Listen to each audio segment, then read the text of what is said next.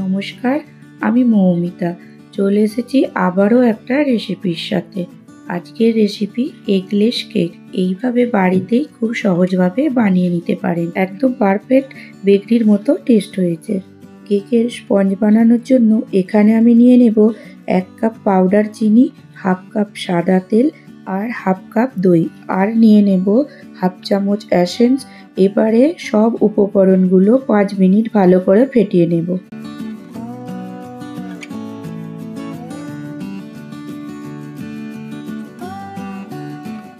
ভালোভাবে ফেটানো হয়ে গেলে এর মধ্যে দিয়ে দেব 1 কাপ ময়দা, 2 চামচ মিল্ক পাউডার আর 1 চামচ কোকো পাউডার আর 1 চামচ বেকিং পাউডার, 1/4 চামচ বেকিং সোডা।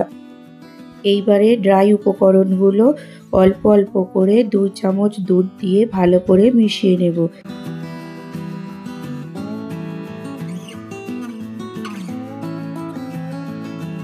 এখানে ভালোভাবে মেশানো হয়ে গেছে। এর মধ্যে দিয়ে দেব অল্প ফুড কালার। আবারও একটু ভালো করে মিশিয়ে নেব।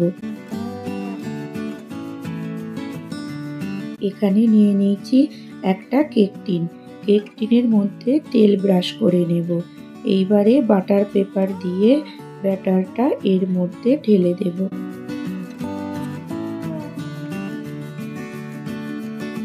এইবারে ব্যাটারটাকে ভালো করে সেট করে নেব। 160 ডিগ্রি তাপমাত্রায় 50 মিনিট বেক করে নেব।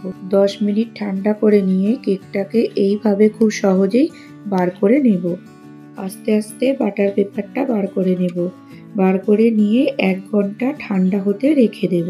ঠান্ডা হওয়ার পরে কেকটা এইভাবে দুটো লেয়ার করে কেটে নেব। একটা বাটিতে 2 চামচ চিনির পাউডার আর 3 চামচ জল দিয়ে সুগার সিরাপ বানিয়ে নেব। এখানে আমি কেকের মধ্যে প্রথমে দিয়ে দেব 3 চামচ সুগার সিরাপ আর ক্রিমটা আগে থেকেই রেডি করে ফ্রিজে রেখেছিলাম। আবারও একইভাবে কেকের সেকেন্ড লেয়ারেও দিয়ে দেব সুগার সিরাপ আর ক্রিম। কেকের মধ্যে এইভাবে ক্রিম দিয়ে ভালো করে কোটিং করে নেব। এইবারে ক্রিমটাকে এইভাবে সমান করে নেব।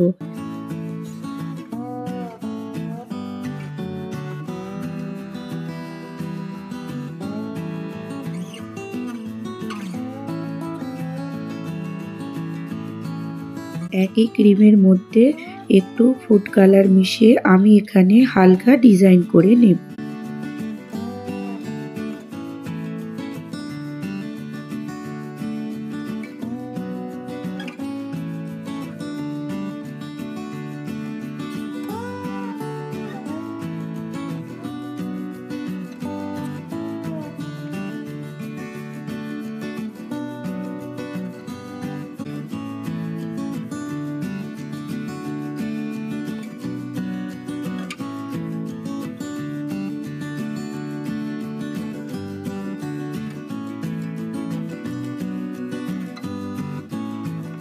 ডেকোরেশন করার পর 1 ঘন্টা ফ্রিজের মধ্যে কেকটা সেট হতে রেখে দেব।